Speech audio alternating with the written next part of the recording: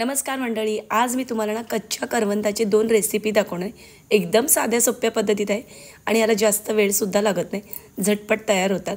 तर ह्या दोन्ही रेसिपी मी कशा केल्या त्यासाठी माझा पूर्ण व्हिडिओ नक्की पहा। आता ही जी आहे ती कच्ची करवंद आहे। तर मी माझ्या आईच्या घरी गेली होती, तिकडे अशी करवंदाची झाडं भरपूर होती। तर भरपूर अशी करवंद मी काढली आणि काय केलं, मी पाण्यामध्ये आणि थोडंसं मीठ घातलं आणि ह्याच्यामध्ये मी अर्धा तास ठेवून दिली होती। आणि ही चांगलीने स्वच्छ 2-3 पाण्याने धुवून घ्यायची, कारण याला डीक असतो ना, तो मग एकमेकांमध्ये चिटकत राहतात ती करवंद। त्याच्यामुळे मीठ आणि पाणी घालून अर्धा तास किंवा तुम्ही जास्त वेळ जरी ठेवला तरी चालेल। तर आता मीठ आणि पाण्यात घातल्यामुळे ते चांगले असे वेगळे झालेले आहेत बघा। स्वच्छ आता मी पाण्याने धुवून घेतलेले।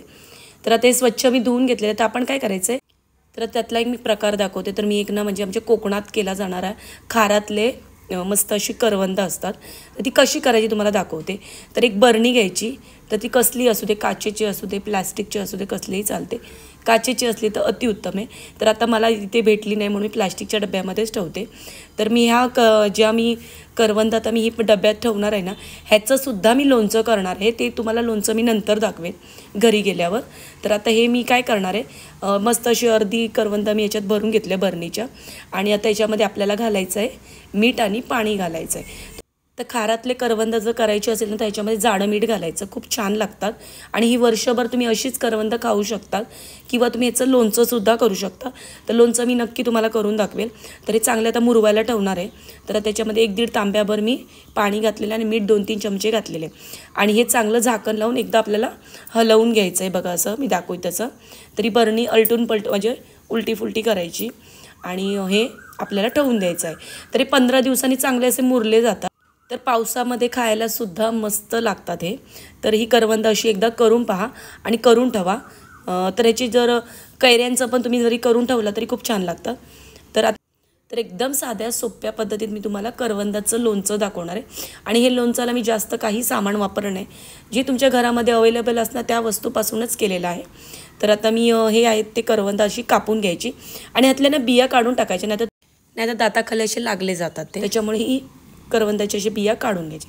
तर आता मी सगळी अशी करवंद ही साफ करून घेते आणि तुम्हाला पुढे दाखवते कसं करायचं आहे। तर ही करवंद जर एकदा साफ करून झाली की याला ना जरासं एक होऊन द्यायचं, म्हणजे अर्धा तासासाठी।